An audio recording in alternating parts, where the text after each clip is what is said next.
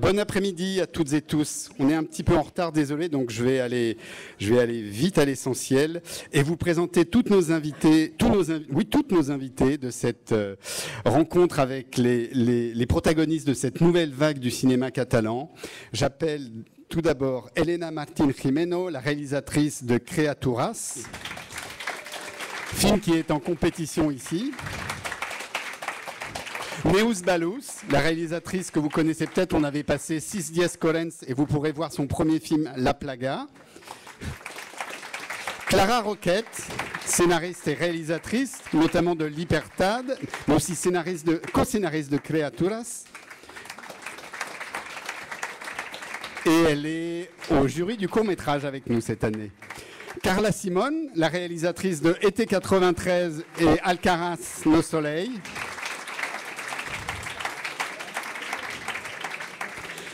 Gris Jordana, la directrice de la photographie de Libertad. Maria Zamora, la productrice des films de Carla Simón notamment, mais aussi de Criaturas, coproductrice.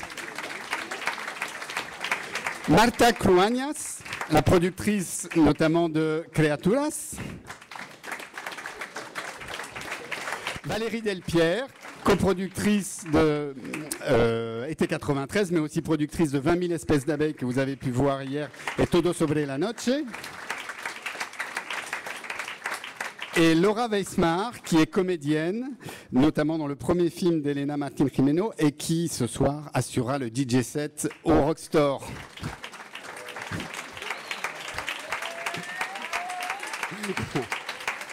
Et pour mener cette conversation, j'ai demandé à Mónica García Massagué de venir nous rejoindre. Elle est directrice du festival de Sitges et professeure d'université.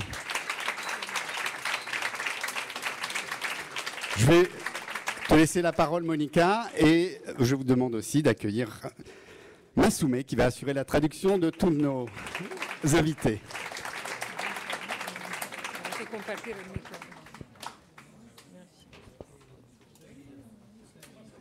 Bonjour, ¿on se escucha?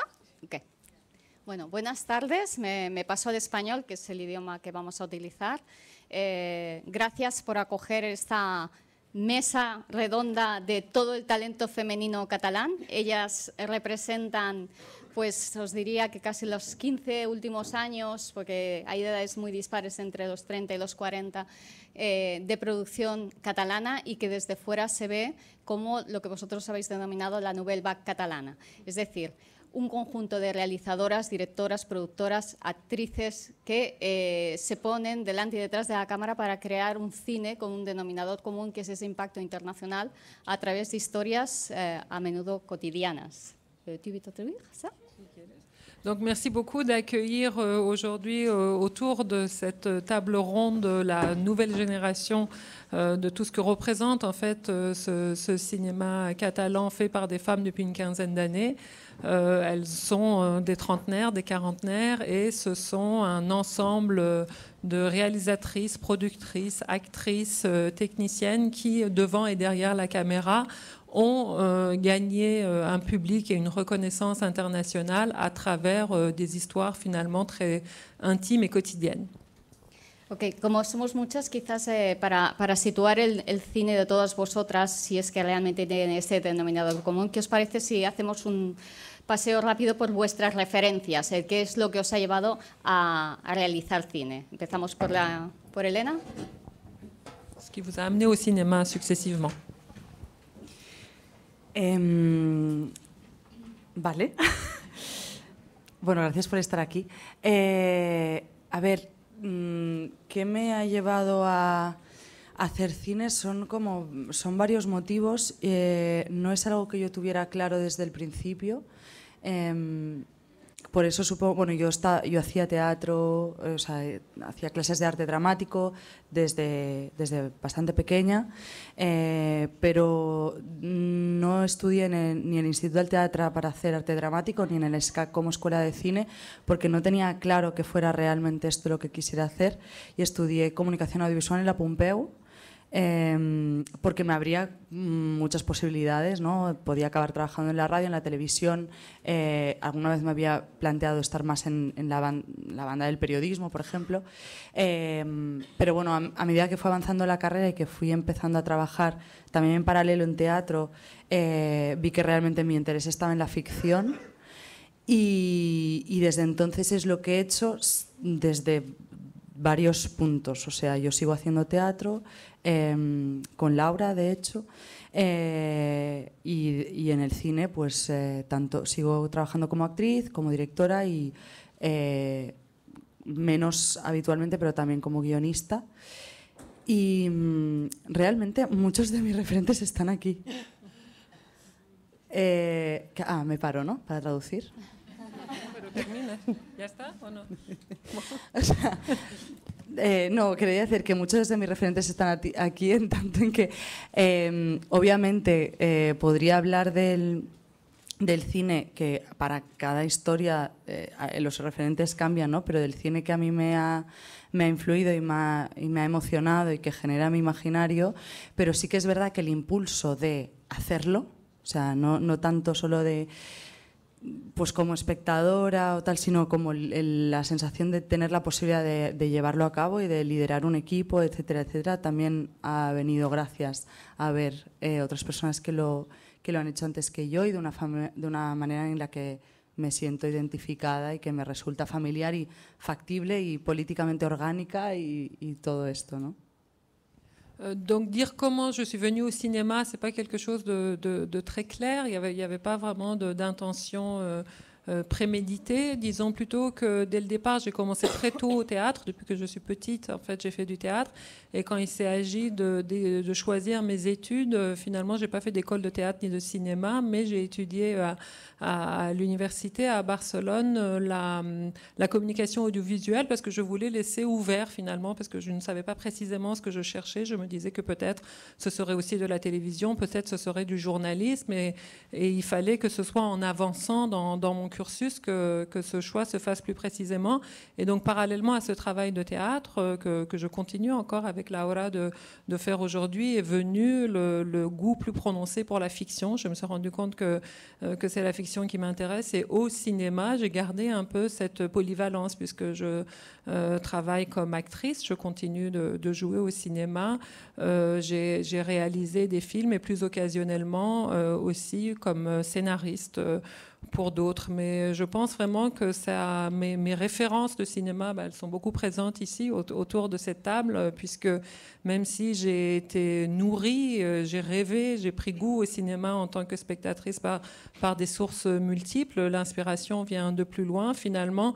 L'impulsion de faire du cinéma, de passer à l'acte, d'arriver à me sentir capable de diriger une équipe et de vraiment être partie prenante du cinéma, c'est venu de ces personnes-là, de ce groupe-là, aussi d'une cohérence politique, de quelque chose d'extrêmement organique, juste, et d'une faisabilité qui m'était insufflée par les personnes de ma génération qui m'entourent.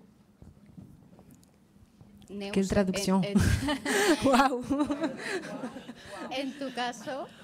En tu caso juegas además con los mimbres del documental, cosa que lo hace un poco diferencial, jugar entre ficción y documental. Bueno, tengo que decir que hay algo que recupero de la historia de Elena, porque yo también venía de un contexto en el que no sabía muy bien qué me interesaba. Añado que de una familia trabajadora donde jamás una mujer había ido a la universidad. Entonces nos parecía a todos, porque era como una decisión colectiva, ¿no? Porque es un esfuerzo que va, pues que notas que depende de los demás también, ¿no? Que comunicación audiovisual era una buena opción, ¿no? Y de hecho me dediqué un poco al periodismo para pagarme la carrera, ¿no? Es decir, que ser cineasta no era algo que estuviera en mi perspectiva, porque no era ni siquiera consciente de que era posible. O sea, yo venía de una familia mi madre tenía una tienda en el pueblo, de agricultores, los abuelos. Es decir, no era una posibilidad. Yo, si soy cineasta, tengo que darle las gracias a la universidad pública. Si no existiera una universidad pública que me abrió las puertas del cine y de esta posibilidad, jamás hubiera hecho películas. Dentro de la universidad, algunos profesores que después de hacer mis primeras prácticas decían: pero que tú eres buena en esto, mira, esto lo has hecho diferente. Y entonces alguien me dijo: tienes que hacer un máster de documental en la propia Pompeu, ¿no? En mi familia, imaginad, o sea, un máster, esto lo hacen los de económica, ¿sabes?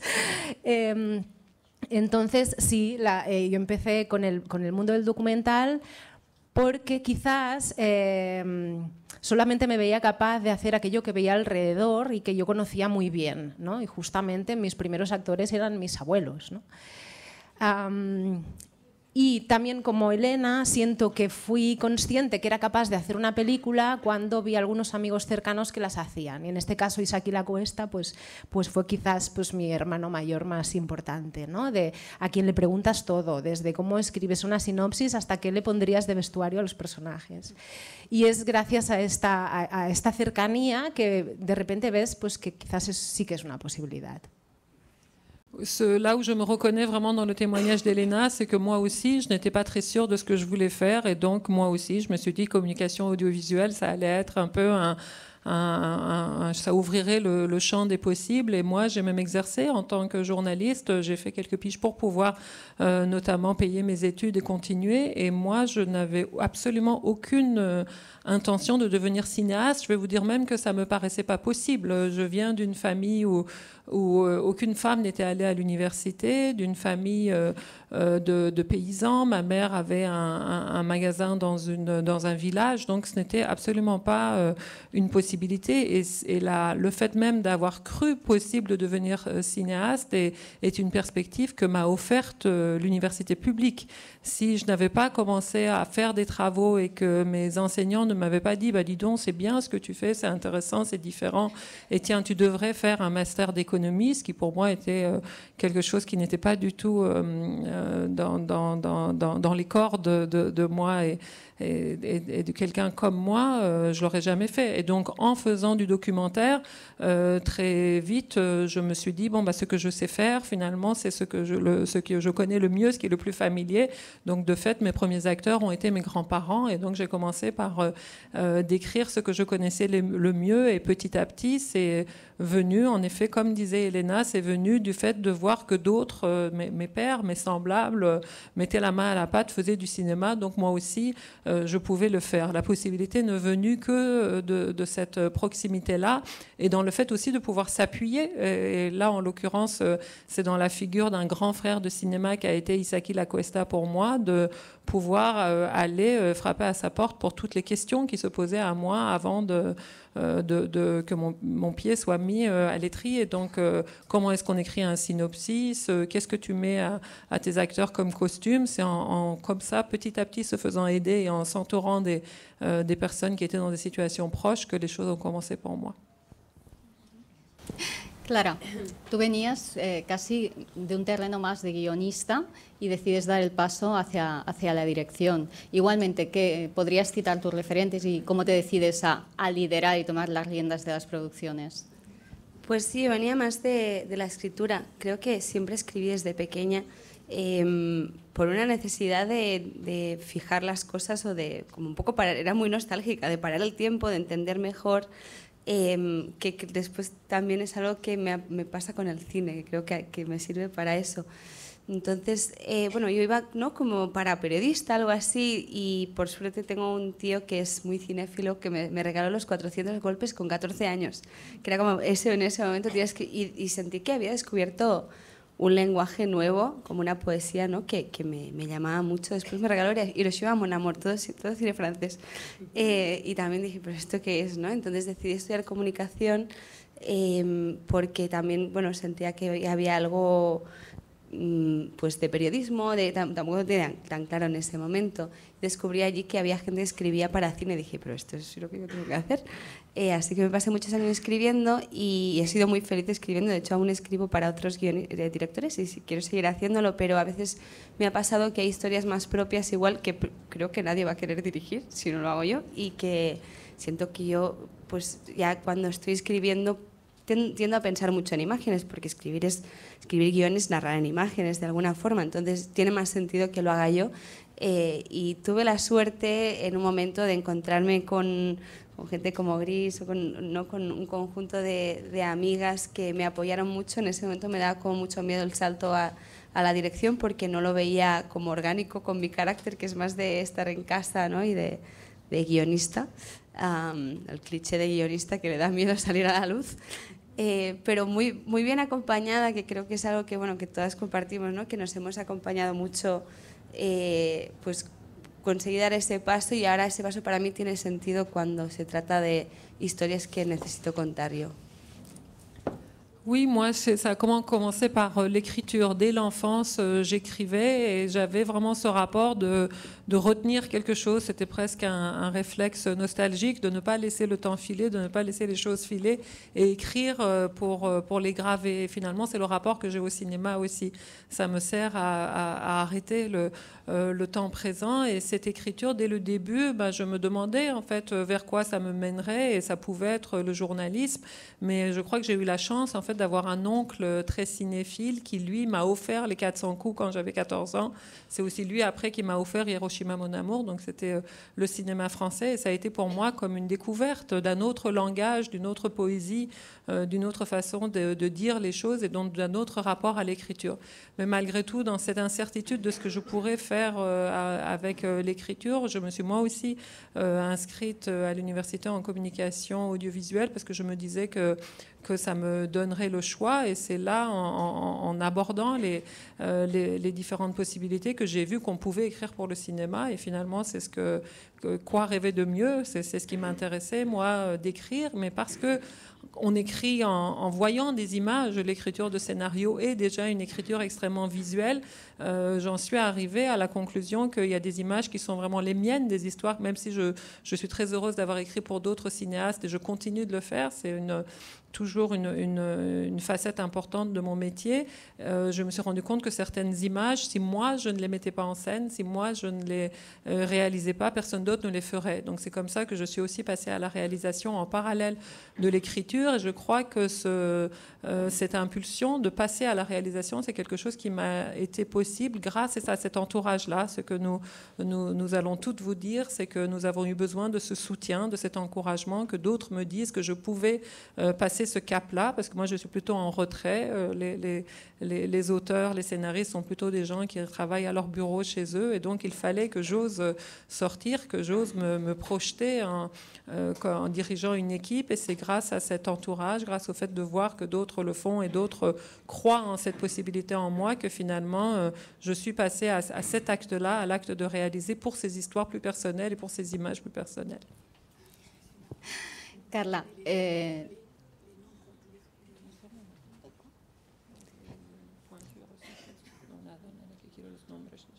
okay. Carla, en tu caso desde el principio has tenido un foco internacional pendiente de tu obra y que se consolida casi en la segunda con Alcarrás y el Oso de Oro para ese magnífico retrato familiar. O sea, ¿te imaginabas si eres ya periodista también en ciernes, me sorprendería la cuarta? Voy a preguntar, ¿cuántas de vosotras habéis estudiado comunicación visual? Yo estudié comunicación audiovisual. Tú fais de la comunicación audiovisual jusque-là. Sí. Sí, o sea, bueno, en mi caso, o sea, yo crecí en una casa de campo, no veía la tele, o sea, tengo un vacío cultural muy fuerte en todo lo relacionado con la televisión. Veía a Buster Keaton, que nos ponía mi padre, y poco más, y las de Disney, ¿no? Y no fue hasta bachillerato que tuve una profesora que empezó como a mostrarme películas, y ahí dije, quiero estudiar eso, ¿no? Y o sea, no podía plantearme en este momento ir a una escuela de cine por una cuestión económica, entonces también estudié comunicación audiovisual en la pública, en mi caso en la autónoma porque era muy hippie y me parecía que era el sitio donde podía desarrollar eso. Sí, había campo, había hierba, tal, ¿no? Entonces estudié la autónoma y lo que me pasa a mí es que tengo una familia muy grande y creo que un poco el amor por las historias me viene de ahí, ¿no? O sea, es una familia enorme. Soy muy cotilla también, creo que es una cosa importante cuando haces cine, ¿no? Y mi intención era, o sea, empezó porque yo quería contar mi historia, ¿no? Y me acuerdo que Valérie me dijo que valía la pena contarla, ¿no? O sea, que de alguna manera yo cuando empecé, bueno, era como yo quiero hacer esto, no sé si les va a gustar a otra gente, pero a mí me interesa contar eso, ¿no? Entonces, pues sí que resultó que tenía como esta cosa pues más universal, ¿no? Como luego ha pasado con Alcarràs, que en ningún momento cuando empiezas a hacer cine piensas ¿no? en qué proyección pueden tener las películas. O sea, para mí lo importante es el proceso y terminar haciendo las pelis como yo quiero, como creo que se deben hacer para que funcione lo que busco, ¿no? Y ir aprendiendo en este sentido. Donc, Carla Simone. Pour moi, en fait, moi j'ai grandi à la campagne, loin de toute référence culturelle, de tout accès à la culture, dans un grand vide culturel en réalité, même pas de télévision. Les seules choses que je voyais, c'était des films d'animation qu'on me mettait, des Disney essentiellement. Donc c'est vraiment uniquement au lycée, en préparant le bac, que j'ai une prof qui a commencé à nous ouvrir ce monde-là, à parler du cinéma comme une possibilité d'activité, de monde. Et moi, en l'occurrence aussi, j'ai étudié la communication audiovisuelle à l'université Autonoma parce que c'était hippie, c'était dans la nature. Donc je me disais, ça reste un peu mon élément malgré tout. Et c'est là que j'ai commencé ces études-là. Et pour moi, la façon dont c'est venu ce désir d'expression à travers le cinéma, ça a été le désir de raconter mon histoire. C'est vraiment une espèce de nécessité que je ressentais, mon histoire, et puis dans cette grande famille, parce que j'ai une famille qui est immense, et ça vient peut-être aussi de là, de ce qui se joue entre les membres de cette famille, ce qu'on se raconte, la façon dont l'histoire d'une famille se construit. Ça, c'était vraiment ce qui me nourrissait moi et ce que j'avais envie de transmettre. Donc il a fallu le regard de Valérie, le fait qu'elle me dise que ça valait la peine d'être raconté, mais ça c'est quelque chose qui vient après. Quand au départ, ça part juste, en tout cas dans mon cas, de la nécessité soi-même de raconter de la façon dont on veut et dont on la voit, sa propre histoire. Et c'est seulement après, avec mon deuxième film, Alcarràs, Nos Soleils, que ça a pu prendre une dimension peut-être plus universelle, plus extérieure. Mais au départ, on est incapable de se projeter sur l'effet qu'une histoire, qu'un film peut avoir sur le public. On part de son intention propre, de son désir propre, et c'est en tout cas le cheminement que j'ai suivi, moi. Gris, te toca. Tú eres nuestra representante técnica, dirección de fotografía, cámara y además de obras como Desde el orfanato hasta Libertad. Bueno, ¿Estuviste? Era trabajadora barrasa, pero... Bueno, ¿cómo has vivido esta eclosión de talento femenino, tomando el liderazgo de los equipos y en tu caso como técnica en producciones? Supongo que venías del SCAC, en tu caso. Sí, yo también soy de un pueblo muy, muy pequeño. En mi familia nadie es capaz de sentarse delante de una pantalla más de ver nada, ¿no? Y también estamos hablando de una época que no había internet, que en mi pueblo no había ni cine, y yo creo que lo mío vino mucho más por la lectura, y como yo creo que en un interés de... La lectura me abrió otro mundo que no era el que yo veía, y yo creo que yo quería huir de ese pueblo y entonces irme a estudiar fuera, y acabé en la SCAC y aún no sé cómo del todo. Y acabé haciendo fotografía, tampoco sé cómo, porque en realidad yo quería hacer guión, pero... y yo creo que para mí ha sido muy orgánico empezar a fotografiar, porque aunque en España no había muchos referentes de directoras de fotografía, mis compañeras directoras estaban empezando a hacer películas y habíamos hecho los cortos juntas en la escuela. Y naturalmente empezamos a trabajar juntas, y entonces como muy joven, yo creo que fue un cambio generacional, que yo ya, bueno, muy joven para lo que los directores de fotografía tardan mucho más a lo mejor en empezar a filmar largos. Yo estaba haciendo primeras pelis, pues la peli de Marcol no la hice yo, pero que fue como la primera directora así de nuestra generación que empezó y que le fue bien y así. La hizo mi compañera de clase. Tengo otro amigo que se fue a Estados Unidos y hizo una peli ahí. O sea, como que yo veía que todo el mundo podía y dije, pues yo también. Y mis compañeras directoras confiaban en mí, empezamos juntas y de repente ya estaba haciendo fotografía y y no sé muy bien cómo. Y yo creo que fue de que empezamos todas juntas y hacíamos lo que sabíamos y como lo sabíamos hacer y empezó a salir bien y ya está. Es que no hay mucha más historia que empezar a hacerlo, yo creo, y que no sé cómo se dio la oportunidad de empezar a hacerlo. No sé de dónde fue el primer... Pero de repente ya estábamos ahí, pasé de ver el Festival de San Sebastián y la gente que estaba ahí y las pocas pelis que yo veía eran de Canal Plus, que en mi casa lo tenían para ver el fútbol y yo veía pelis, pero algo es que no sé muy bien de dónde vino. No he hecho nunca el proceso de pensarlo, pero sí sé que fue algo como no solo mío, sino que éramos un grupo grande haciéndolo y como que se sentía muy natural. Nunca pensamos que no lo podíamos hacer. Je ne saurais pas vous dire, moi, dans ma trajectoire personnelle, ce qui m'a amené là, ça part peut-être pas d'une histoire personnelle, mais plus de quelque chose de collectif. Nous toutes, moi aussi, comme mes camarades, je viens d'un petit village où il n'y avait pas de cinéma, où il n'y avait pas d'intérêt, d'accès à la culture, où personne, aucun membre de ma famille n'est capable de tenir devant un écran à ne rien faire. Et donc, pour moi, ça n'est même pas passé par des images, ça a été la lecture, mon échappatoire, parce que j'avais envie de partir de ce village, d'ouvrir ma perspective, et elle s'est ouverte grâce à la lecture. Et c'est par cette échappée-là que, bon, je me suis retrouvée à faire une école de cinéma, mais je ne pensais même pas devenir directrice de photo ou avoir un penchant particulier pour la photo. Je pensais plutôt faire du scénario, comme c'était la lecture et l'écriture qui m'intéressaient.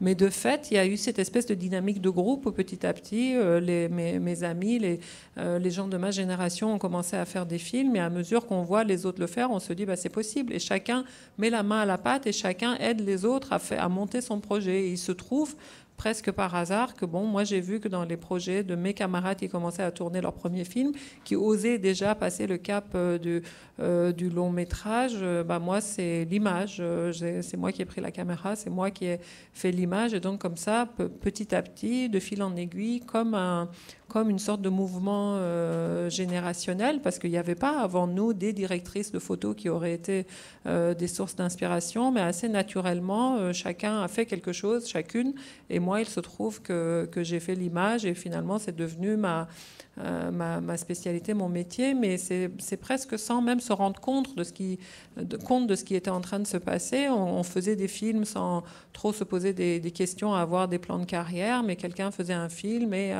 le film allait à Saint-Sébastien, donc on se disait donc c'est possible et on le fait. Et donc certains prenaient Canal+ pour regarder le foot, moi c'était pour voir des films, et donc petit à petit comme ça les choses sont venues, mais sans encore une fois que je puisse moi-même avoir une réflexion sur mon parcours propre. C'est plus un parcours collectif.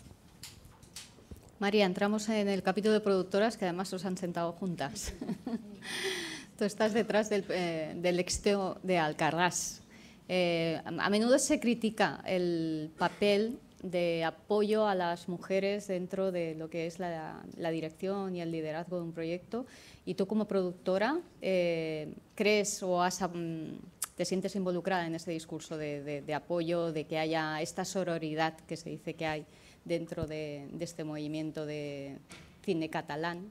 Bueno, tú eres de Valencia, trabajas en Madrid, pero ¿cómo te metes en un proyecto como Alcarràs entonces? Bueno, ¿cómo me meto? Porque había estado también con Valérie produciendo la primera película de Carla Simón, Été 93, y bueno, continuamos trabajando juntas después en Alcarràs, así entré.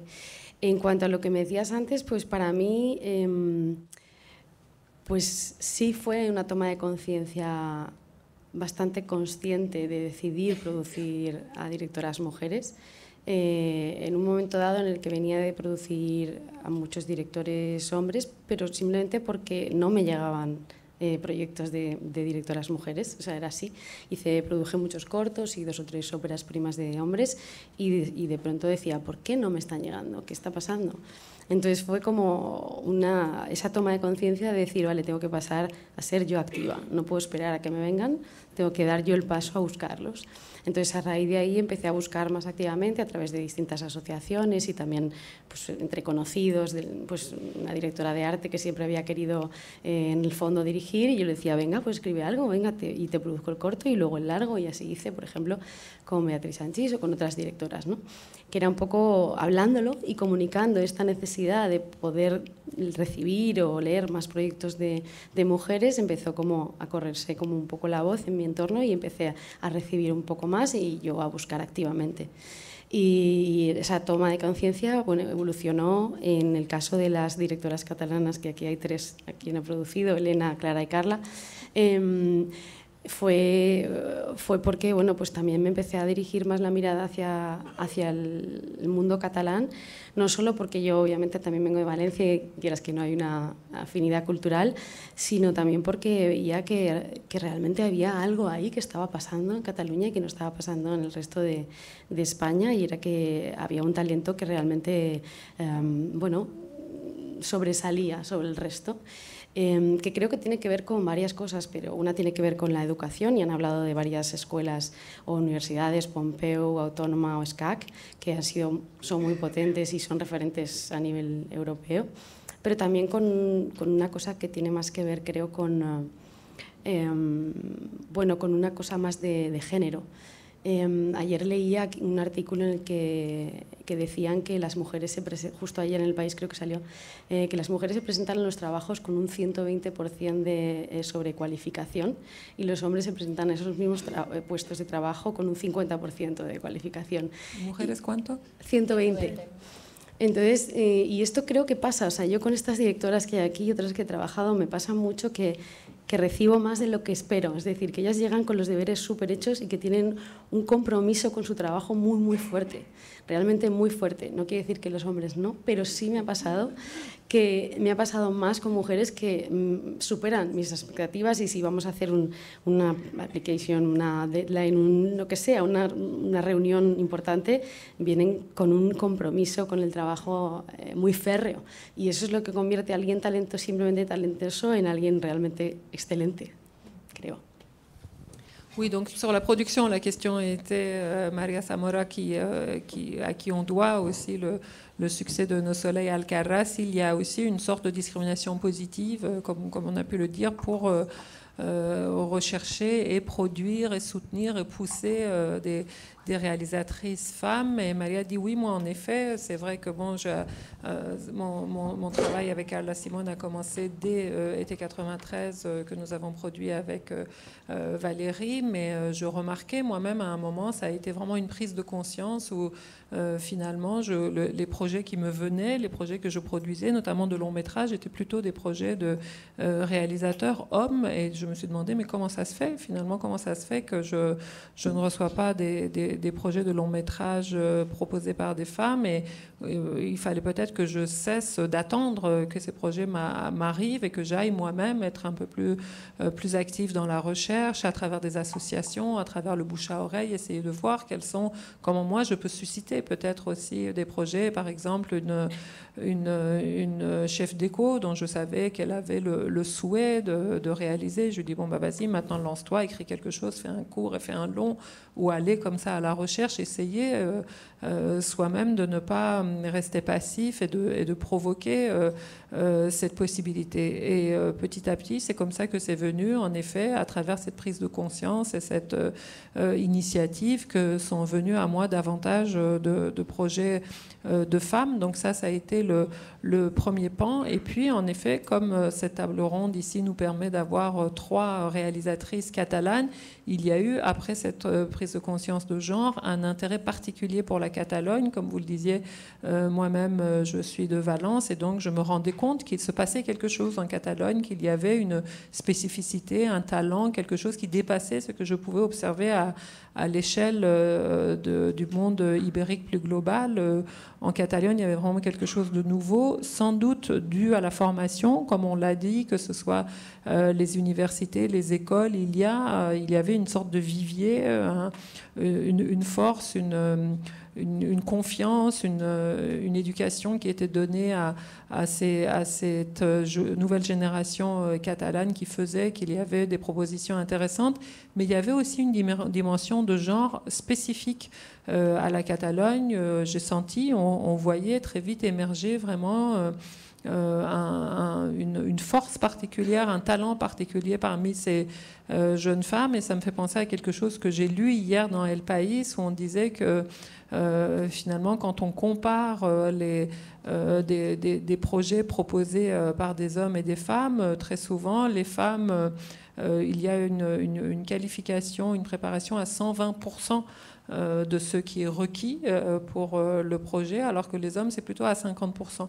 Et sans vouloir généraliser, c'est quelque chose que l'on constate vraiment dans les projets que je reçois. Moi, très souvent, les projets que m'envoient les femmes sont des projets qui dépassent mes espérances, qui dépassent ce qui est attendu et ce qui est exigé. Et ça, on le voit aussi à plus petite échelle, dans une réunion ou dans tous les talents que l'on rencontre. Les femmes viennent toujours en ayant fait leur devoir, en s'étant vraiment préparées, en donnant le meilleur d'elles-mêmes. Et donc, ça paie évidemment dans le résultat final. Hay otra frase en el proyecto este que tenemos en Sitges que decían que cuando confías una primera película a un hombre, de un hombre se pide el potencial y de una mujer la experiencia, que a veces nos queda otra. En tu caso, Marta, tú eres muy joven y tienes tu carrera muy asociada a Elena. Realmente apoyas como la perspectiva que ella explicaba, ¿no? de una voluntad decidida hacia ese tipo de cine, o es más bien el colectivo el que te arrastra a involucrarte en estas producciones? Bueno, yo creo que sale un poco desde o sea, y vinculándolo también a los referentes, porque va muy vinculado, desde producciones un poco a cómo podemos hacer esto, ¿no? O sea, partiendo de que estábamos en la universidad y viendo un poco, vale, hay un tipo de cine que es el que te gusta y luego cuál es el cine que puedes hacer, ¿no? De dónde vienen tus historias y cómo la vas a poder hacer real con tus recursos y con tu experiencia, que es el no saber, el potencial, la curiosidad para ir probando. Y yo creo que las primeras películas o las primeras historias van muy vinculadas a una visceralidad en la experiencia del momento, ¿no? Del querer contar algo y contarlo ahora. Y por eso lo vamos a hacer ahora y lo vamos a hacer así, porque si no, ya no lo vamos a poder contar. Y esto, de hecho, Julia ahí sale mucho de esta pulsión de la hora y sin saber muy bien cómo, ya lo vamos a, no sé, nos lo vamos a encontrar. Y también bebemos mucho de proyectos anteriores que nos preceden, como Las amigas de Agatha, que se acaba de pasar hoy, o desde nuestros mismos profesores en la universidad, ¿no? con sus películas, o también referentes en Estados Unidos, el Mumblecore americano, ¿no? Cómo se hacía películas con nada. Y de aquí surgen como primeras películas como más igual Slice of Life, más este retrato más intimista, y de aquí yo creo que vamos creciendo, vamos abriendo cómo podemos, vale, ahora hemos solidificado esto, hemos podido contarlo de esta manera, cómo podemos ahora pues cambiar un poco más la narrativa, contar, no sé, cómo crecer también, hacer crecer nuestro cine y nuestras historias y también la manera cómo producimos, porque yo, también estoy empezando, ¿no? Ahora pues Criatura es mi segundo largo, sí que tengo otras películas en preproducción y en post, pero también es un poco ir creciendo a medida que nuestras historias también van creciendo, ¿no? En este sentido. Donc oui, Marta, en tant que productrice, que jeune productrice, elle dit en fait la façon, c'est notre façon de faire du cinéma et de se dire quel était le cinéma qu'on pouvait faire et quel est le cinéma qu'on souhaite faire. C'était en fait tout en formation, en voyant déjà le cinéma qui nous inspirait, le cinéma qui nous plaisait, qu'est-ce que nous on pouvait faire. Et très souvent, ça s'inscrivait dans un sentiment d'immédiateté, voire d'urgence, puisque c'était... les films qu'on veut faire, ce sont les histoires que l'on veut raconter maintenant, c'est ce que l'on ressent maintenant, et il y a comme cette nécessité imminente de faire tout de suite les films que l'on peut faire, en cherchant aussi l'inspiration dans d'autres que l'on a vu faire, notamment dans le cinéma américain, de voir comment faire un cinéma avec peu de moyens, avec ce sentiment d'immédiateté et d'urgence. Et donc les premiers films, ça a été ça. ça a été quelque chose d'un peu balbutiant, un peu immédiat, un peu brut. C'est typiquement Julia East ou les amis d'Agatha qu'on a projeté aujourd'hui ce matin. C'était vraiment dans cet esprit-là. Et puis petit à petit, à mesure que nous grandissons, que nous mûrissons, notre rapport au cinéma que l'on fabrique change aussi. Donc moi, Creatura est vraiment mon deuxième film. J'en ai d'autres maintenant en pré ou en post-production, mais le fait, par exemple, de s'intéresser davantage à la forme, au langage, d'essayer de varier un peu le langage cinématographique et de faire d'autres propositions sur le plan formel et d'ouvrir davantage et sortir de cette immédiateté est quelque chose qui vient à mesure que nous mûrissons et que nous avançons. Valerie, tú empezaste hace casi 17 años, ¿no? En 2006 con Inicia Films y con esa firme apuesta por los nuevos talentos. Sí, eres tú. Y has acumulado unos nuevos talentos. Tienes más perspectiva histórica que ellas incluso. ¿Realmente ves un movimiento femenino dentro de esta producción catalana que tiene ese denominador común? ¿Tú ves que realmente hay el nacimiento de una nouvelle vague, como se dice aquí, catalana? Ya, yo me cuesta ver una uniformidad, lo que veo es una diversidad, entonces que coincide en el tiempo, que su denominador común es el talento, también es la oportunidad que tienen, es la formación que tienen. Pero cada vez que veo una de sus historias o leo un guión o veo una película, siento que son únicas, aunque coexisten y de hecho lo bonito es que realmente hay un sentimiento colectivo. Yo creo que todas nos conocemos, todas nos podemos llamar, todas podemos compartir, pero no puedo verlas desde la unificación. Me cuesta mucho. Creo que tienen mérito propio, individual. Creo que tienen diferentes formas de ver, de hacer cine y creo que eso es lo más estimulante que hay. Y lo que más me gusta es ver también que hay un relevo generacional en términos de producción, porque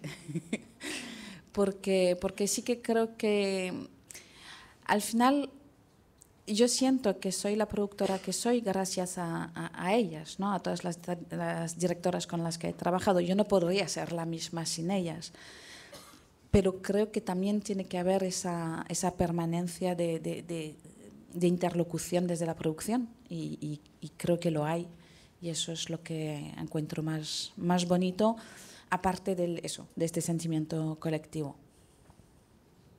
Donc Valérie, vous qui êtes là depuis plus longtemps, qui avez une perspective un peu, y a-t-il vraiment une nouvelle vague catalane et quel sera le dénominateur commun de cette génération de cinéastes catalanes? Et donc Valérie, dis-moi, en fait, pour moi, c'est très difficile de les voir et de les décrire en termes d'une uniformité, d'une communauté de style ou de façon de faire du cinéma. Je vois surtout de la diversité, je vois des artistes uniques. Ce qui est commun, c'est en effet une concomitance, le fait qu'elles ont eu des opportunités dans une même, à une même époque, dans un contexte semblable, une éducation, en effet, une formation. Mais à chaque fois, j'ai affaire dans les personnes que je produis, que je rencontre, à des talents uniques, avec une vision propre, une façon de faire du cinéma propre, une approche de la production, de la réalisation différente. Et donc, c'est ce qui fait la beauté de ce groupe, c'est qu'il y a un réel enjeu collectif, il y a vraiment un partage. Nous connaissons toutes, nous pouvons toutes nous appeler pour nous consulter, pour partager, mais tout en gardant chacune sa spécificité et l'unicité de son regard. Et puis, pour moi, en tant que productrice, ce qui est très réconfortant, c'est de voir qu'il y a une relève en termes de production également, puisque je suis devenue la productrice que je suis grâce à ces réalisatrices. Et il est indéniable que si elles n'avaient pas été là, je n'aurais pas eu ce parcours, cette panoplie d'expériences. Mais évidemment, c'est aussi un rapport à double sens, et en termes de développement de carrière de cinéaste, il y a aussi la nécessité d'avoir des interlocuteurs du côté de la production, et en l'occurrence, elles sont là, les interlocutrices. Laura, tú eres la actriz delante de la cámara. En tu caso, has participado de producciones como Julia East. ¿Cómo te involucras, cómo te aproximas a estas historias tan íntimas que muchas de ellas precisamente dicen acabamos dirigiendo porque ninguna otra persona le va a interesar dirigir, pero te metes en la piel de estas historias tan particulares de ellas? ¿Cómo lo ves como actriz? Este tipo de producción más pequeña, más intimista, pero con un potencial tan enorme de identificación universal. En el caso de Julia East es curioso porque Elena y yo somos amigas desde que tenemos 14 años, entonces bueno, hay ciertas amistades que en tu vida como te hacen de pilar, de faro, y creo que Elena es una de estas amistades para mí, que sabía que yo iba a ser actriz antes de que yo lo sabía. O sea, como que me llamó y me dijo, bueno, sí, ¿por qué no vienes a hacer este personaje? Y luego resulta que creo que mucho del personaje ese lo escribió pensando en mí de verdad. Entonces, como creo que en Julia East fue fácil, entre comillas, porque yo ya formaba parte de la historia de alguna manera. O sea, y yo creo que la oportunidad que brinda este género, si queremos llamarlo así, es, bueno, es investigar desde un sitio mucho más real. No sé, es como es interesarte por las historias desde un sitio como si te fuera a pasar a ti. O sea, no hay... Creo que la construcción de personajes se hace desde otro sitio, y claramente también creo que influye mucho esto que creo que decían Gris y varias, de hecho, de que todas son una familia, se apoyan entre ellas, se conocen, y entonces creo que esto ayuda a que te enfrentes al personaje no desde un sitio de cómo abordo esto, sino como, bueno, ya forma parte de tu imaginario, de tus your surroundings, ¿cómo se llama? Tu entorno. Donc, en tant qu'actrice, en fait, comment, puisque ce sont des films extrêmement intimes, où en tant que cinéaste, elle dit si nous ne les faisons pas, personne ne les fera.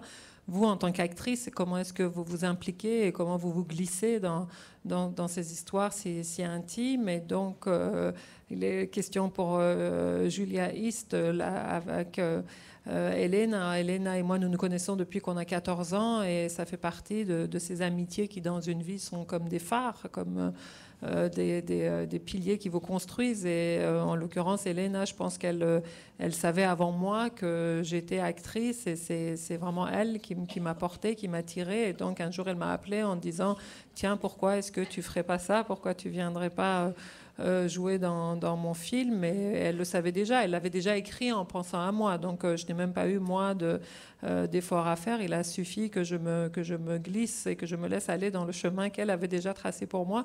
Et je pense vraiment que c'est ce qui est propre à ce type de film, à ce type de genre, si on peut l'appeler comme ça, c'est que on part vraiment du réel, on part du réel de nos relations. Comme disait Chris, on est entre nous, on est à plusieurs, et on met nos énergies ensemble, nos envies de faire du cinéma ensemble. Et donc, vous n'êtes pas là de l'extérieur à essayer de vous approprier ou d'approcher un rôle. C'est que ça part vraiment du réel, et ça part du cœur de cette dynamique dans un groupe. Donc, le travail est complètement différent, la création est différente. Ok. Después abrimos inmediatamente las preguntas al público, pero os lanzo una para vosotras. A pesar del éxito, el reconocimiento internacional que tienen vuestras producciones, vuestros trabajos, ¿sentís todavía que hay muchas dificultades para financiarlos, para tirarlos hacia adelante? O sea, como si aún costara, o sea, llevar a cabo y materializar el siguiente proyecto.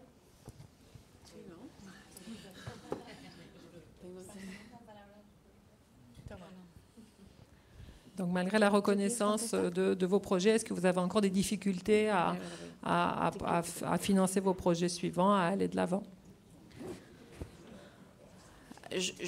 No, solo contesto individualmente, ¿vale? No me permitiría, pero yo creo que hemos hecho grandes progresos en términos de representatividad y de financiación, pero creo que en ningún momento tenemos que considerar que esto ya está logrado y que es un hecho permanente. Hay decisiones políticas que tienen que ver con cómo se gestionan las ayudas, que es un camino y para nada es un resultado. El resultado es positivo, pero para nada podemos decir que hemos llegado a la meta. O sea, estamos en la carrera todavía. Lo que pasa que es verdad que hemos encontrado una forma de articular un espacio para potenciar el talento femenino. Y eso es algo que tenemos que seguir peleando, pero claro que sí, que yo creo que nuestra situación es muchísimo mejor que para las directoras hace 20 años y para las productoras lo mismo, ¿no? Pero sí, no está ganado. Il est incontestable qu'on a fait beaucoup de progrès en termes de représentativité et en termes de financement. La situation est incomparable pour les réalisatrices et pour les productrices avec ce qui se passait il y a 20 ans. Mais pour autant, on ne peut pas du tout s'endormir sur les lauriers en pensant que c'est acquis. Ce n'est pas du tout le cas et il s'agit de décisions politiques qui doivent être prises quant à la gestion des financements et c'est un combat permanent. Nous avons trouvé un mode opératoire pour faire en sorte que la création féminine soit reconnue, soutenue, mais faut-il encore continuer de mener à bien ce combat et faire en sorte que ce progrès perdure? Yo creo que, como ha dicho Valerie, obviamente estamos muchísimo mejor que hace 15 años o 20 años. Sin duda, todas las políticas de discriminación positiva han hecho su efecto y aquí está la prueba. Pero, sin embargo, creo que tenemos todavía un reto grande por delante que tiene que ver con los presupuestos, porque todavía se asocia el cine dirigido por mujeres a películas intimistas o de bajo presupuesto o de historias más pequeñas, no sé cómo decirlo, de forma que no suene horrible, porque siempre se menciona así. Y creo que ese reto de los presupuestos, independientemente de los géneros, porque es verdad que hay géneros que necesitan más medios, etcétera, pero independientemente de los géneros, creo que el reto de tener un presupuesto adecuado a lo que realmente las historias que ellas quieren contar y nosotras queremos contar, creo que es el objetivo al final. En effet, comme l'a dit Valérie, la situation est incomparable avec ce qu'on a connu il y a 15 ou 20 ans, mais il y a un enjeu qui reste essentiel, qui est celui des budgets. Parce que, encore aujourd'hui, même si ça va mieux, on reste quand même sur l'idée que les films de femmes, c'est des petits films, c'est-à-dire des films intimistes, des films qui racontent des histoires personnelles, donc des films qui n'ont pas besoin de beaucoup de budget, et ça, c'est quelque chose d'assez terrible, mais c'est là. Donc même si la discrimination positive a porté ses fruits et le panel de ce soir en est la preuve, il faut que les femmes puissent avoir le budget que nécessite le film qu'elles veulent faire, l'histoire qu'elles veulent raconter, dans le genre qu'elles souhaitent le faire. Évidemment, il y a des genres qui demandent des budgets plus importants que d'autres, mais il ne faut pas poser le problème à l'envers. Ce n'est pas la restriction du budget qui doit déterminer le genre, mais l'inverse. Yo solo quería añadir una reflexión que hice como hace poquito, que me hizo dar cuenta de alguna manera de que realmente queda mucho camino, que es en cuanto a la prensa, ¿no? Porque es verdad que cuando un hombre hace una segunda peli que está muy bien, de repente se encumbra, es un genio, tal. Y con las mujeres muchas veces los críticos quieren seguir viendo nuestras pelis, ¿no? A ver qué pasa. Entonces hay algo como en cómo se habla de nosotras, que creo que también porque bueno, hay algo en la prensa que también está, ¿no? O sea, está habiendo un cambio de que haya más mujeres críticas, tal y cual, ¿no? Pero que sí que es un sitio donde realmente te das cuenta de cómo se usa el lenguaje, ¿no? Y cómo nosotros somos pues talento emergente con la segunda y la tercera peli y cómo pues, ¿no? ciertos cineastas hombres ya son genios con la segunda o la tercera, ¿no? Lo que hablábamos antes del potencial y la experiencia. Oui, il y a une réflexion que je me faisais récemment, c'était que là où on voit qu'il y a du chemin à faire, c'est dans les mots qui sont utilisés, la façon dont la presse, les critiques approchent et rendent compte du succès des femmes, de la façon dont les femmes font des films, puisque bon, vous avez un film qui marche bien, 2 films qui marchent bien, mais après le fait de reconnaître en fait les cinéastes comme des gens qui sont là, et puis le fait de crier au génie, c'est quand même quelque chose qui est plutôt réservé aux hommes. Donc il faut vraiment faire du chemin sur le fait d'établir ça vient aussi avec la féminisation de ces métiers-là, du métier de critique et de l'écriture sur le cinéma, mais il reste encore du chemin à faire pour que l'émergence de talents féminins ne soit pas considérée comme un accident. Sí, yo quería añadir esto que ha dicho Carla, y estoy totalmente de acuerdo que algo en cómo se nos percibe, ¿no? Y justamente me planteaba, si no fuéramos mujeres, se nos hubiera puesto en este mismo espacio juntas, ¿no? Porque la única cosa que tendríamos en común, si no, sería quizás que nos hemos acercado al cine desde un cierto realismo, y también puede ser algunas de nosotras que nuestras primeras películas eran muy baratas. Entonces, o sea, no sé, mi primera película costó menos de 300.000 euros, ¿no? Y nos nominaron a los premios de cine europeo. Pero no podría haber hecho una peli fantástica con este dinero, estamos de acuerdo, ¿no? Entonces, creo que esto nos determina un poco, y creo que ¿por qué hemos ocupado este espacio en la industria? Porque es el que había, es el que nos han dejado tomar, porque no era demasiado, no generaba demasiada choque con nuestros compañeros. Pero bueno, es verdad que cada vez que pedimos más presupuesto hay más reticencias, ¿no? Entonces, cuando preparaba esta charla, ¿no?, nos preguntaba Mónica de cómo puede ser que no hubiéramos pensado en el cine fantástico, ¿no? No nos hubiera salido una ópera prima como Crudo, ¿no?, de Julia Ducournau. Claro, yo creo que costó casi 4 millones de euros. Todavía yo creo que la suma de mis 3 largometrajes no llega a esa cifra. Entonces creo que en el dinero hay muchas de las respuestas de por qué hacemos lo que hacemos. Porque lo queremos hacer lo mejor posible, con lo cual somos, yo al menos, gente realista, y te adecuas a lo que puede ser más o menos decente, ¿no? Por otro lado, tengo que decir que hay algo bueno en esta idea de que nos agrupen en un espacio, y es la posibilidad de compartir. Y esto, lejos de ser un problema, para mí es algo que suma, que nos suma, ¿no? Y esto creo que sí es muy singular, porque cada vez que a una de mis compañeras les va bien, hay una alegría interior que hace que sientas que tú también, tu próxima película, y a la chica que estás ayudando de la universidad también le va a ir bien, ¿no? Y esto es algo que sí que...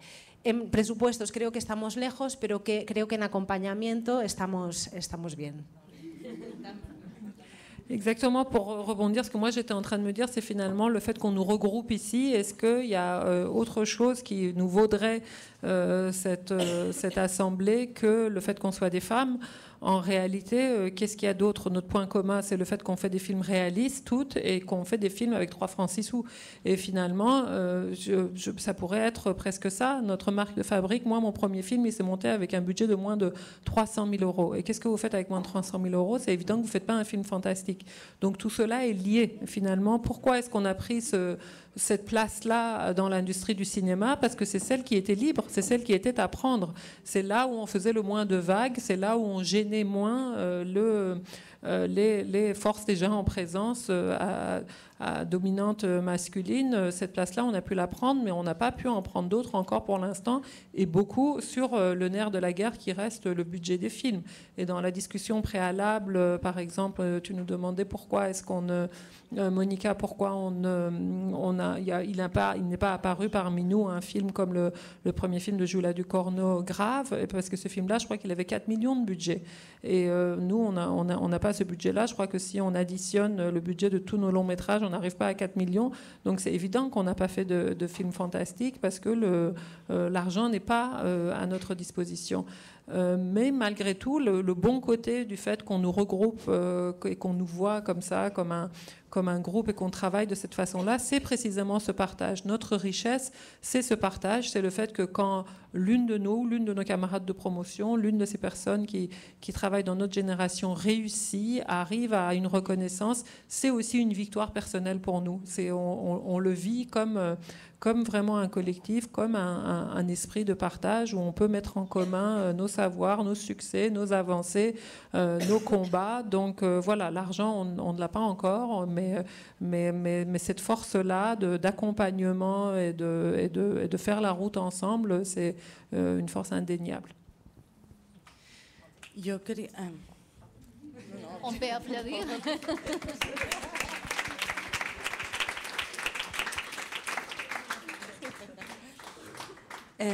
Yo esta mañana justo he hecho hablábamos de esto, que también me he dado cuenta con el proceso de nuestra peli, digo nuestra porque es de muchas personas de aquí, de Creatura, que hay también una cuestión de cómo se comunican las cosas, aparte de lo que decía Carla, de cómo se targetea en la prensa, ¿no? O las frases estas de tengo ganas de ver su próximo proyecto.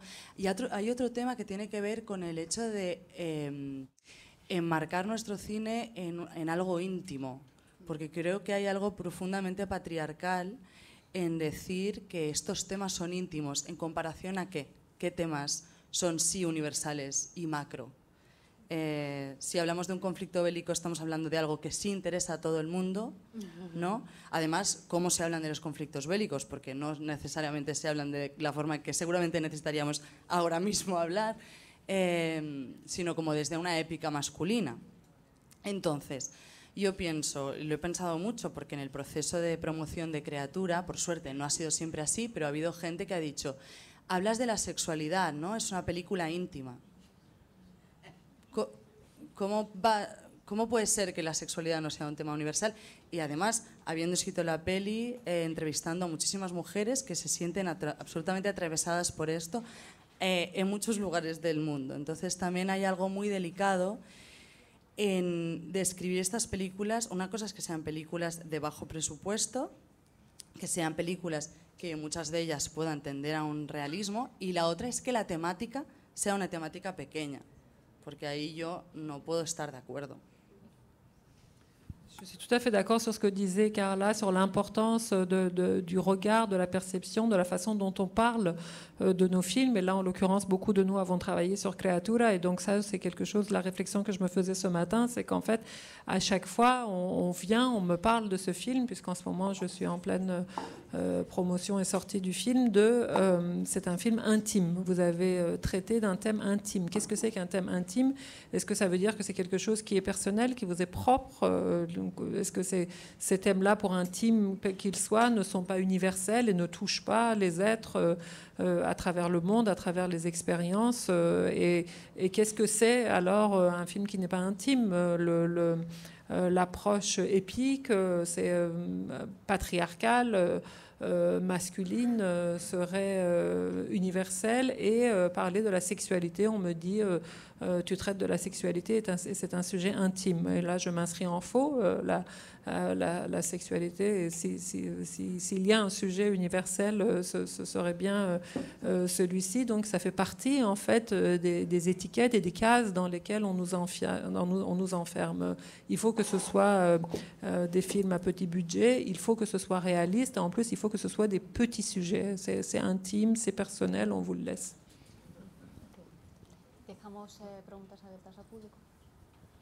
Y a-t-il des questions? Oui, le micro arrive.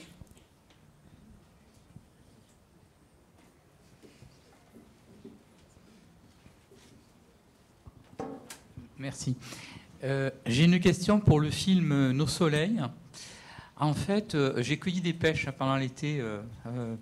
J'ai été surpris dans l'orangerie par le fait qu'il y ait autant de lapins. Jamais vu de lapin en cueillant des pêches, et au point qu'on protège les arbres. Alors je me suis posé la question. En Alcarràs, ¿por qué hay tantos conejos? Yo nunca he visto tantos conejos. Ojalá no hubiera tantos, porque es una plaga. En esta zona, depende de dónde hayas recogido melocotones, pero en esta zona de Lleida es una plaga, es un problema. Se comen los árboles y tienen que matarlos. A veces les ponen un virus, a veces se mueren solos, pero normalmente los agricultores terminan teniendo que ir de noche a matarlos si no quieren que se coman sus árboles, ¿no? Entonces es un problema real de esta zona en concreto. Bah, ça doit dépendre des zones, mais en tout cas, pour nous, c'est vraiment on dit pas une peste, une plaie, oui, une malédiction, puisque, comme on le voit dans les films, les lapins attaquent les pêchers, et donc vraiment dans toute la région, on est en train d'essayer de trouver des solutions pour s'en protéger, mais bon, peut-être que là, pour le coup, c'est pas universel. Alors, juste une autre observation. Je comprends le catalan et l'espagnol, hein, donc c'est pas un problème pour moi, je vous comprends. J'ai beaucoup aimé, je trouve qu'il y a un côté un peu baroque, si vous voulez. Je connais ce côté familier de la vie quotidienne, des échanges, et j'ai noté qu'il y avait 4 générations là-dedans. C'est vraiment une prouesse, quoi, de voir toute cette famille qui est dans le mouvement.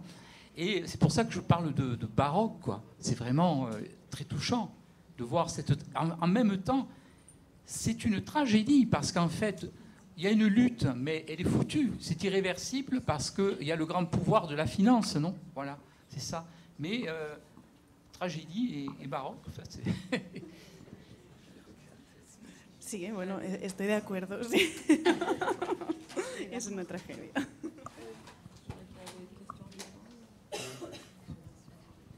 Oui, ah, il est là, très bien. Bonjour. Est-ce qu'il y a un écosystème catalan pour le financement public du cinéma? Est-ce que les institutions qui financent, j'imagine qu'il y a l'équivalent du CNC en Catalogne ou en Espagne, est-ce que les institutions se sont ouvertes à ce cinéma féminin et accompagnent mieux qu'avant? Sí, hace falta traducir.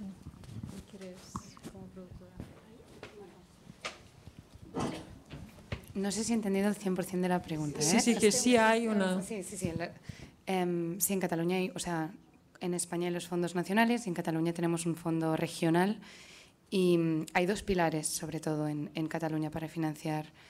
Por un lado está el ICEC, que es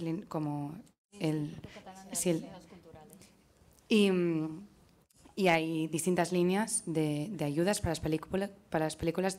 Depende del marco de la película, pues puedes acceder a cierta cantidad u otra, depende de si es en catalán o no, una animación o no.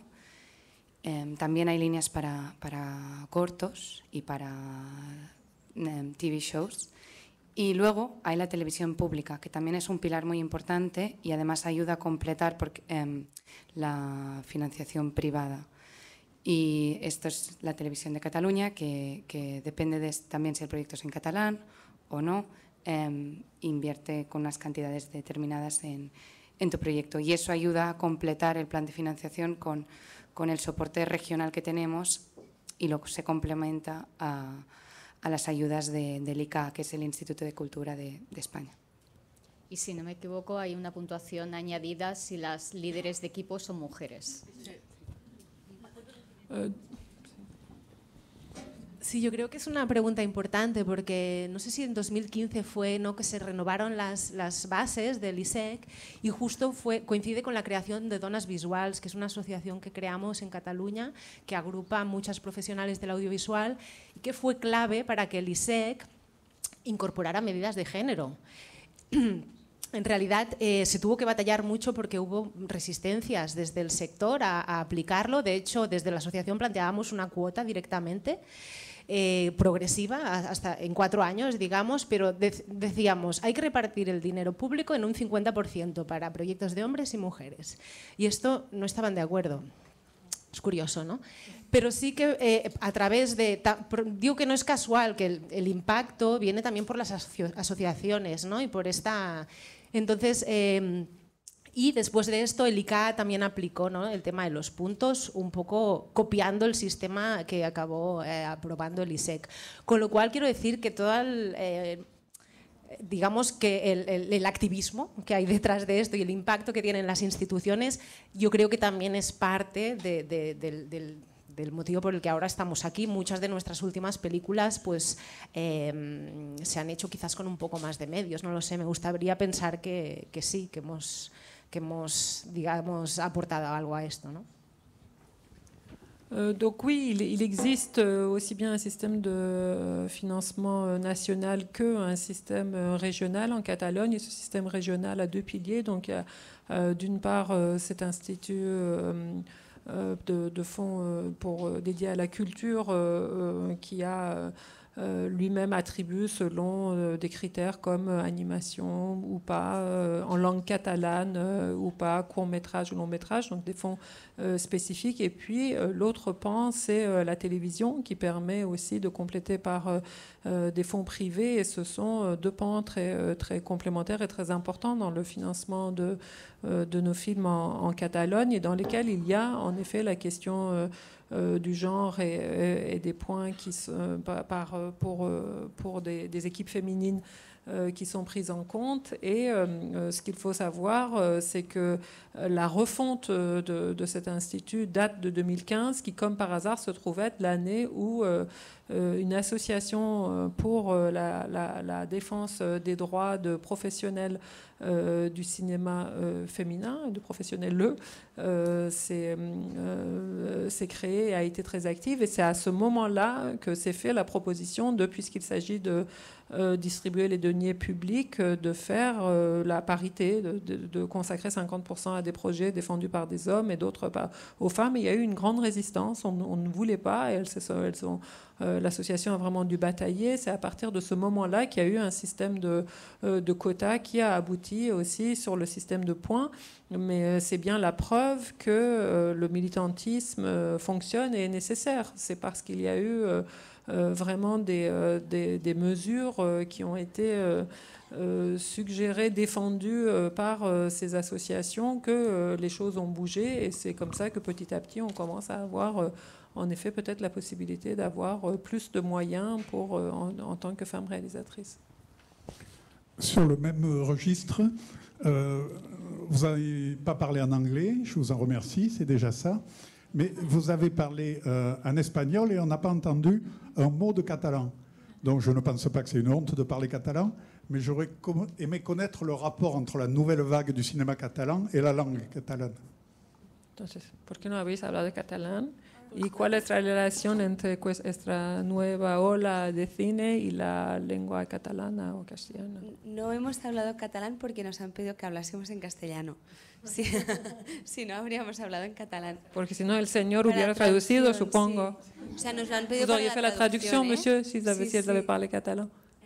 Oui. Sí, solo por eso, solo por eso. En realidad hablamos bastante en catalán. Entre nosotras hablamos siempre en catalán y en las películas saltamos bastante del catalán al castellano, dependiendo un poco como de, ¿no?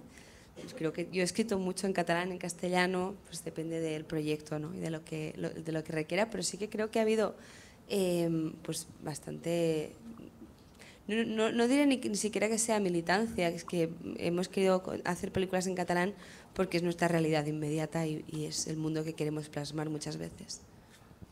Nous, ici, on nous a demandé de parler espagnol, mais aussi pour les questions de traduction. Mais de fait, dans nos films, on parle beaucoup catalan, on parle aussi castillan, mais on parle catalan, et pas pour des raisons militantes, parce que c'est tout simplement la réalité que l'on décrit. Donc il n'y a plus d'enjeu de bataille, mais simplement notre réalité est mixte à dominante catalane, et c'est le cas aussi dans nos films. Valerie, quería añadir algo al tema anterior. Bueno, porque aprovechando lo que decía Neus, ¿no? De cuando se habló de las cuotas, que es o una cuestión de puntos o una cuestión de cuotas, la negación de las cuotas fue básicamente porque entonces podían entrar películas dirigidas por directoras susceptibles de ser malas. Y entonces... y claro, no es... Claro, la posibilidad de una película mala es intrínseca al hecho de hacer cine y no es una exclusividad femenina. sino que llevamos siglos haciendo cosas y películas, bueno, malas o fallidas.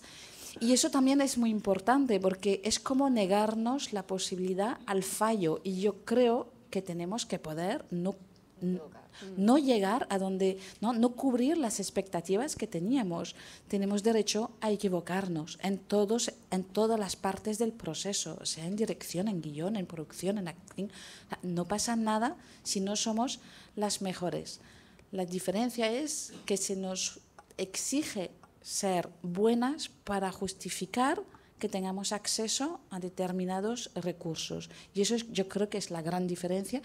Y por suerte, y es la frase creo clave, ¿no? Cuando es una generación que, como Gris dice, es que yo nunca me planteé que no podía. Entonces nosotras somos las guardianas de que sigan pensando que no solo no pueden y que aunque no lo hagan tan bien como ellas hubieran querido en una oportunidad, no pasa nada porque tiene que haber más oportunidades. Y eso creo que es esencial en la creación, ¿no? Donc simplement pour finir sur cette question de quotas et de points, un des arguments qui vraiment forgeait la résistance aux quotas, c'était que si on permet aux femmes de faire des films parce que ce sont des femmes, il peut y avoir de mauvais films, comme si les mauvais films étaient l'apanage des femmes et que il était interdit de faire des mauvais films. Or, il est très, très important de comprendre que le risque d'erreur ou le risque qu'un film ne soit pas parfait est intrinsèque au fait même de créer, de faire, et que ça n'a rien à voir avec le genre, et que nous, en tant que femmes, nous ne sommes pas soumises à l'obligation de la perfection, qu'à tous les stades de la création, que ce soit l'écriture, que ce soit la réalisation, que ce soit la production, nous avons droit à l'erreur, nous devons assumer l'erreur et accepter d'apprendre à travers nos erreurs et qu'on ne nous retire pas l'accès aux moyens sous prétexte que nous sommes faillibles. Être faillible fait partie de l'enjeu même de la création. Et donc, la phrase que Chris m'a dit me paraît être une phrase clé, le fait qu'elle ne s'est même pas posé la question de si elle pouvait le faire. C'est le plus important, ça me semble ça, que l'accès à une opportunité ne soit pas un enjeu vital dans la mesure où il faut que nous veillions à ce que ces opportunités soient toujours accessibles, que cet accès soit toujours là et soit considéré comme acquis.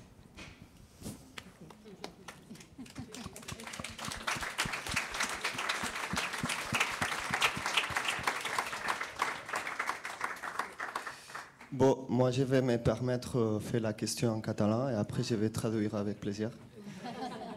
Bon, moltes gràcies per estar aquí i per compartir les vostres experiències i coneixements. Jo no us coneixia, no tenia cap coneixement de la vostra existència fins a aquest festival, però ha sigut una agradable sorpresa amb la pel·lícula Criatura i l'estiu 1993. I la meva pregunta és per tu, Helena, i per tu, Carla, sobre el treball amb els actors. Jo he fet curtmetratges i he realitzat i he actuat també, i llavors em sorprenia a la teva pel·lícula com arribes a estar en una escena sexual i al mateix temps dirigir, i més encara, l'última escena que estàs a la platja desnuda. Jo m'ha dit, com podria jo estar en aquella situació i controlant un equip al mateix temps i estar còmode? Suposo que deus tenir molta gent al teu voltant que t'apoya o una direcció d'actors que t'ajuda. Aquesta és la meva pregunta per tu. I per tu, Carla, el teu treball amb la nena, com has arribat a treballar amb ella? I també hi ha una escena que ella està fumant vestida de persona gran i jo em deia, com pots arribar a parlar amb aquesta nena petita de fer aquesta escena sense que li influeixi en la seva vida quotidiana, de dir, tens que fer veure que fumes però fumar no està bé o jo què sé, no sé què li hauràs dit perquè funcioni, i aquestes eren les meves preguntes. Et en français, bon, je vais traduire là. J'ai fait une question super longue, mais bon. Ma question, en fait, c'était par rapport à Elena et à Carla, parce que je ne les connaissais pas avant. Je viens de les connaître. Moi, je suis catalan de Girona. Visca Girona. Girona, sí. Et llavors, en français, pardon. Et du coup, je mélange les langues. C'est toujours comme ça.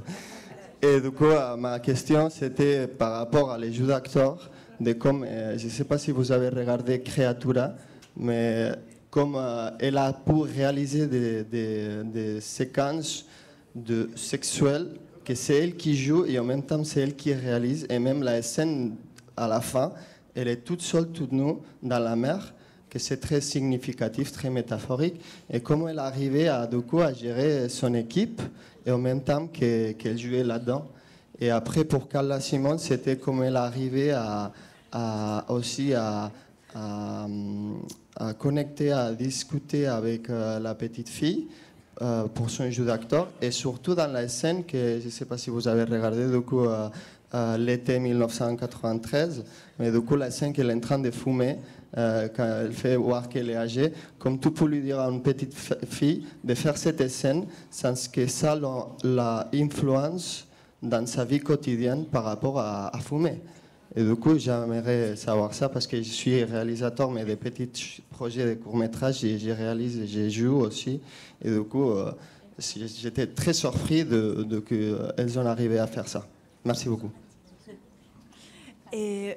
Voy a contestar primero yo porque me tengo que ir, porque tengo un vuelo, ¿vale? Entonces, sobre cómo trabajamos con Laia, bueno, o sea, para mí es muy importante encontrar actores en general, pero niños sobre todo, que se parezcan mucho a los personajes que he escrito, ¿no? Entonces, en el caso de Laia, pues buscábamos a una niña pues que fuera de ciudad, que hubiera vivido algo, ¿no? O sea, como que yo les hago muchas preguntas, entonces cuando siento que tienen algo, o sea, no podía encontrar a una niña que hubiera perdido sus padres, evidentemente, pero bueno, que hubiera vivido cosas así, ¿no? Entonces les hago muchas preguntas y luego evidentemente las probamos en impro, ¿no? En improvisaciones. Vimos muchas niñas, vimos como 1000 niñas, fue un casting muy largo, y luego para mí es muy importante, una vez está, ¿no?, seleccionada la niña que creo que es un poco el personaje, que no va a tener que crear nada que no sea, pues pasar mucho tiempo con sus compañeros del elenco, ¿no? O sea, básicamente improvisamos momentos que podrían haber pasado antes de la historia que cuenta la peli para crear como una memoria compartida entre todos los actores, ¿no? De manera que ella llegaba al rodaje habiendo vivido cosas, ¿no?, siendo Frida, y en realidad nunca tuvimos que hablar sobre la muerte o sobre el hecho de que, ¿no? O sea, era una cosa que ella sabía de que iba a la película, pero estábamos jugando, ¿no? Y en el caso de esta escena que mencionabas, claro, como la madre biológica no sale en la película, en estos juegos yo hacía de madre biológica. Entonces siempre hacía ver que estaba fumando, que le decía que no podía jugar porque me encontraba mal, que estaba muy cansada, tal. Entonces cuando hicimos esta escena, básicamente fue como, mira, ahora tienes que imitarme cuando hacíamos estos juegos, tienes que hacer lo mismo, ¿no? Y luego yo hablo mucho durante las tomas para guiar a los actores, y había como ciertas frases que quería que dijera que le lanzaba, y ella lo integraba y lo repetía porque se acostumbró un poco como a oír mi voz y recogerlo mientras estaba en escena, ¿no?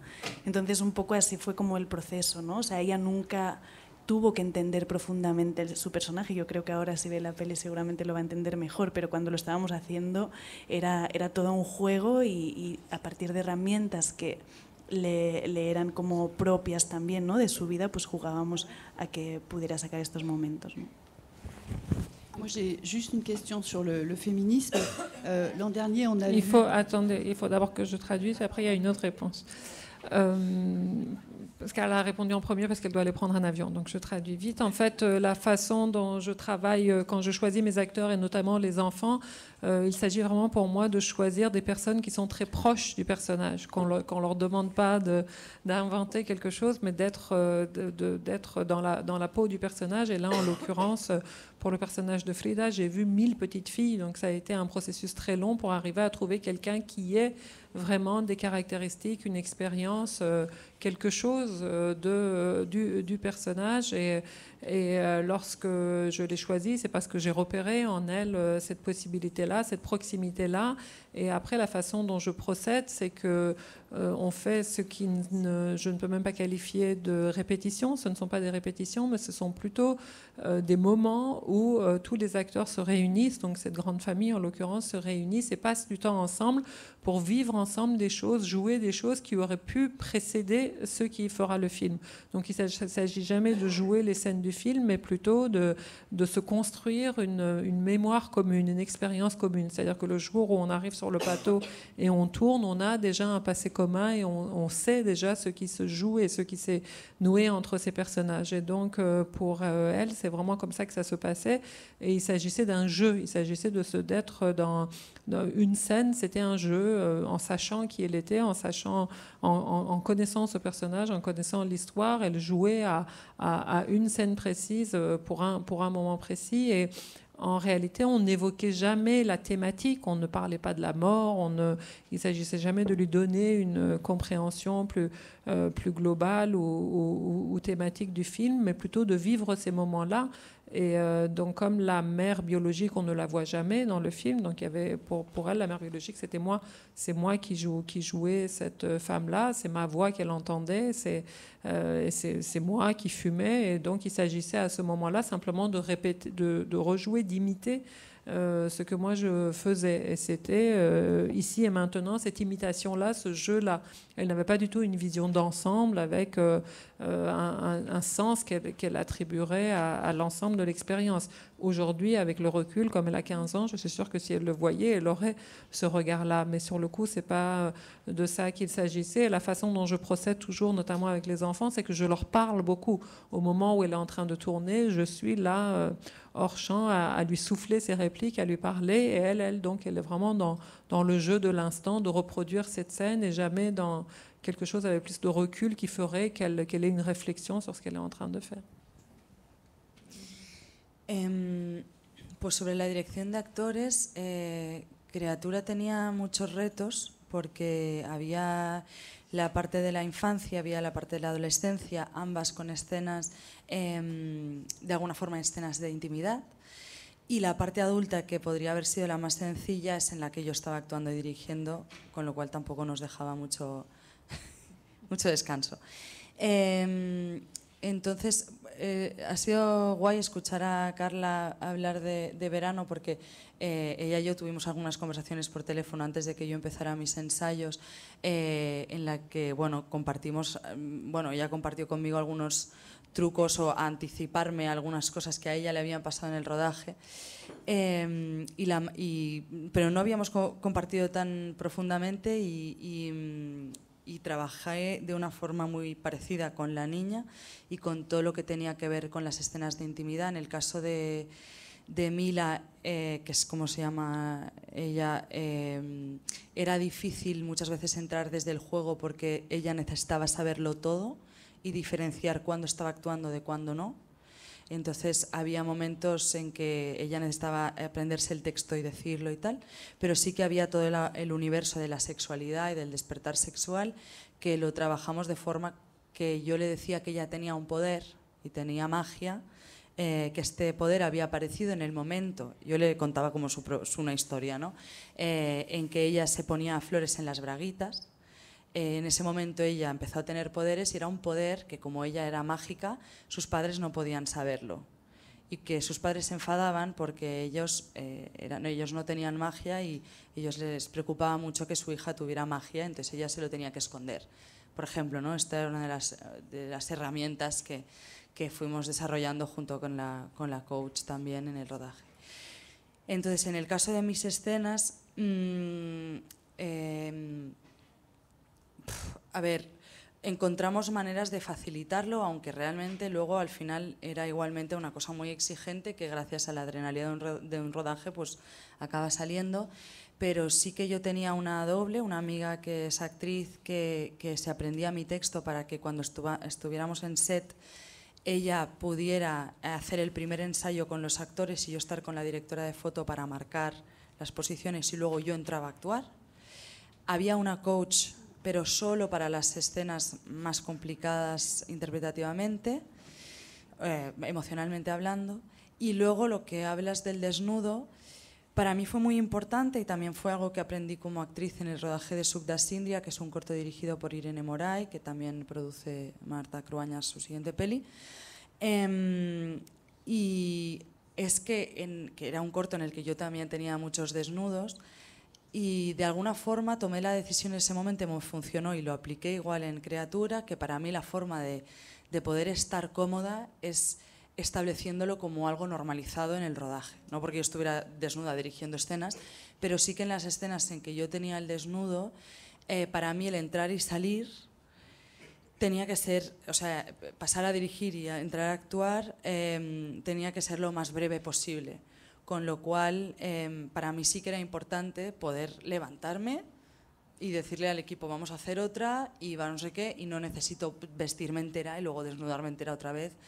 Y puede parecer algo un poco bizarro de repente, pero es verdad que en el ambiente de rodaje también fue importante casi a nivel político, como que llegó un momento que la gente no le daba ningún tipo de connotación a mi desnudo, y eso también fue gracias a que tuvimos jefas de equipo, productoras incluidas, y luego jefas de equipo muchas mujeres, otros que eran hombres pero que ya escogidos ¿no? Como muy concretamente, con una energía muy concreta y una conciencia global de que lo que estábamos tratando era un tema muy delicado y que el respeto en el rodaje tenía que ser más, o sea, más del máximo. Y así fue, y la verdad es que no tuvimos ningún tipo de problema en ninguna de estas escenas, ni en la adultez, ni en la adolescencia, ni en la infancia.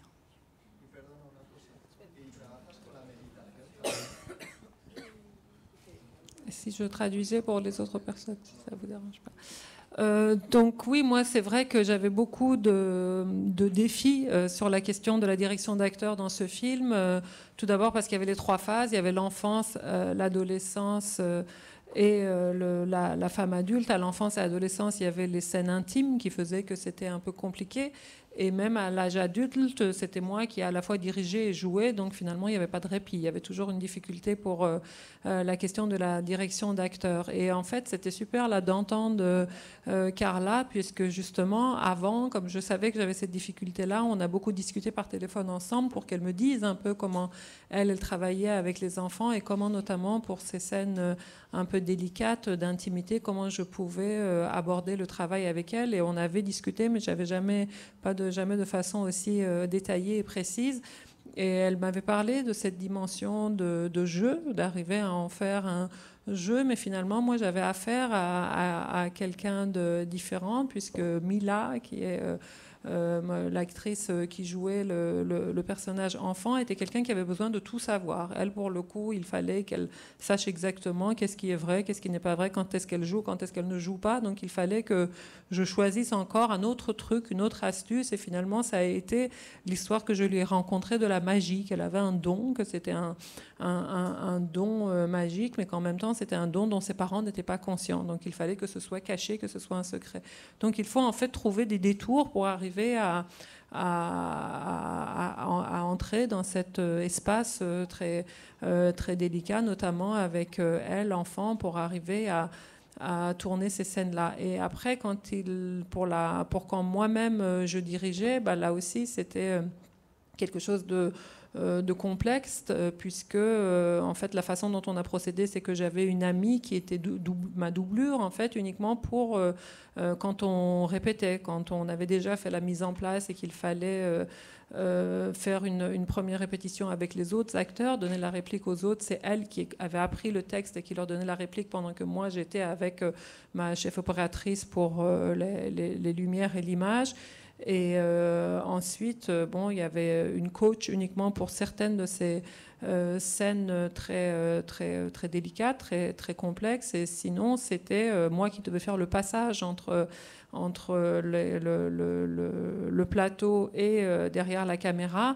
Et là, la question du nu, c'est une question que j'avais déjà moi-même essayé de régler dans un court-métrage que j'avais tourné auparavant, dans lequel j'avais aussi beaucoup de scènes de nu, que Marta avait aussi produit, où j'avais compris que la façon pour que ça devienne devienne très simple, c'était finalement de considérer la nudité comme la chose la plus normale qui soit, de ne pas en faire un enjeu, de ne pas en faire de ne pas y placer une connotation ou un sens particulier, que ce soit le plus naturel possible sur le plateau. Et donc là, ça supposait que ce passage du rôle de metteuse en scène, réalisatrice à actrice ne se fasse pas dans le fait de s'habiller de la tête aux pieds, puis de se déshabiller.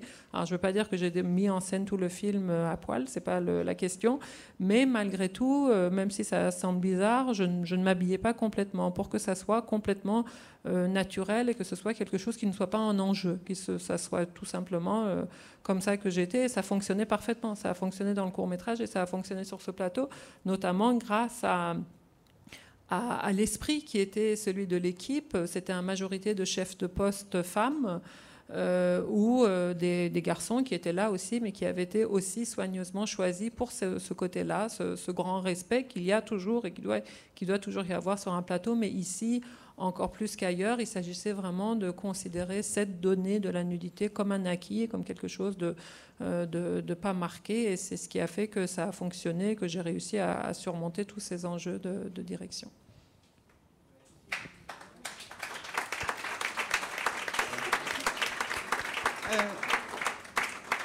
Rapidement, une question sur le féminisme. L'an dernier, il y avait Isiar Bolen qui est venu ici pour présenter son film Ne dis rien, qui a déjà une vingtaine d'années et qui a eu un pouvoir politique important en Espagne, où le féminisme est particulièrement précurseur, y compris au niveau européen. Est-ce que vous vous sentez, vous, inscrite dans cette tradition? Et tout simplement, est-ce que vous vous sentez des réalisatrices féministes? La pregunta es si nos sentimos inscritas en el feminismo. Sí. La respuesta es sí. Oui. Sí. En el feminismo, 100%. No. 120, 150, claro, hasta el infinito. O sea, y lo que pasa que cada una lo expresa, lo siente. Yo, por ejemplo, he tenido un feminismo que ha ido modulándose con el tiempo. Hay cosas que voy descubriendo, no solo de mí misma, sino soy capaz de percibir situaciones que antes no las veía desde este filtro, y ahora tengo una conciencia muchísimo más plena y soy declarada claramente feminista. Y es más, María decía que ella hizo un inicio de carrera como más consciente como productora de directoras. Yo he de decir que era como menos consciente y cada vez lo soy más. O sea, es un feminismo pues que crece, no se desaparece, crece. Lo que pasa es que se expresa según vamos avanzando de distintas maneras, ¿no? Al menos en mi caso. Sí, claro. Absolument, nous sommes complètement féministes. Pour ma part, je suis féministe, je l'ai toujours dit. Disons que mon féminisme se transforme, qu'il se complète, qu'il prend d'autres formes, puisqu'il y a des situations, des perceptions qui m'apparaissent avec le temps, des situations qu'auparavant, des enjeux dont je n'étais pas consciente et qu'aujourd'hui, je regarde à travers un autre filtre, donc je vois différemment. Par exemple, Maria disait que dès le début, elle a eu cette conscience-là et donc elle approchait le métier, le choix des projets des cinéastes avec ce critère-là. Pour moi, ça a été plus tardif. Donc, je suis pleinement, entièrement, en assumant complètement féministe, mais sachant que ce féminisme croît en moi et qu'il se module, qu'il se transforme. Quiero añadir que yo también pienso que también en nuestra generación no es que simplemente seamos feministas, no se nace feminista, yo no nací feminista, sino como creo que en mi caso incluso se me dijo más que yo era feminista y de repente me empecé a educar y me empecé a informar y y queda muchísimo recorrido, y también estoy de acuerdo con esto de que cada vez me noto más, descubro más, me autoanalizo más, veo más faltas en mí, veo más faltas alrededor, y desde ahí se aprende. Entonces creo que es un proceso largo y creo que no empieza por ser feminista, sino por construirse como feminista, si es decir algo así. Oui, peut-être aussi pour notre génération, c'est encore une autre dimension, c'est qu'on ne naît pas féministe, c'est évident. Moi, je crois même qu'on m'a dit féministe avant même que moi-même je m'en rende compte et que je m'analyse et que je m'éduque, que j'apprenne et que je vois que c'est un processus, c'est un cheminement, et ce cheminement est loin d'être fini. Il n'est jamais acquis, mais c'est vraiment quelque chose dans quoi on s'inscrit, et je m'observe de plus en plus. Je vois mes propres failles, je vois celles des autres, et je m'apprends et je me complète. Bueno, chicas, gracias por vuestras aportaciones, por ayudar a romper el techo de cristal antes de que se os caiga la calefacción encima. Bueno, gracias a todas por participar. Merci beaucoup pour votre attention.